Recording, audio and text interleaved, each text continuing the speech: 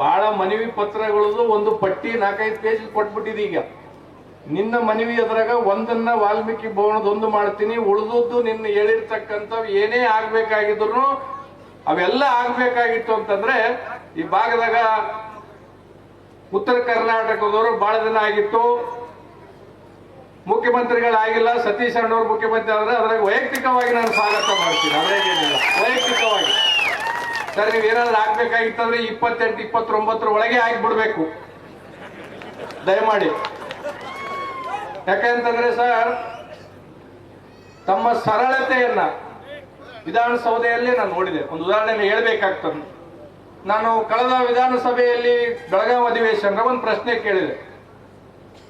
ಗುರುಮಿಟ್ಕಲ್ಕ ಒಂದು bypass road ಬೇಕು ಅಂತ ಒಂದು ಪ್ರಶ್ನೆ ಕೇಳಿದೆ. ಆ ಪ್ರಶ್ನೆ ಕೇಳಿದಾಗ ಒಂದೇ ಉತ್ತರ ಕೊಟ್ಟರು ಮಂತ್ರಿಗಳು. ಅಂದ್ರೆ ಅವ್ರ ಸರಳತೆ ಎಷ್ಟು ಅಂತ ಒಂದು ಉದಾಹರಣೆ ಕೊಟ್ಟು ನನ್ನ ಮಾತಿಗೆ ವಿರಾಮ ಕೊಡು. ಆಯ್ತು ಶರಣಗೌಡ ಅದನ್ನ ಪರಿಶೀಲನೆ ಮಾಡ್ತೀನಿ ಅಂತ ಹೇಳಿದ್ರು. ನಾನು ಮೊದಲನೇ ಸಲ ಅವರಿಗೆ ಮಂತ್ರಿ ಆದಾಗ ವಿಶ್ ಮಾಡಕ್ಕೆ ಮನೆಗೆ ಹೋಗಿದ್ದೆ.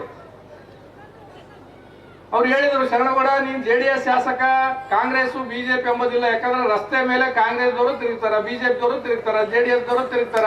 ನಿನ್ಗೇನ್ ಬೇಕೆಲ್ಲ ಮಾಡಿ ಕೊಡ್ತೀನಿ, ಒಳ್ಳೆ ಕೆಲಸ ಮಾಡ್ರಿ ಅಂತ ಕಾಫಿ ಕುಡಿಸಿ ಕಳಿಸಿರ್ತಕ್ಕಂಥ ನಾಯಕ.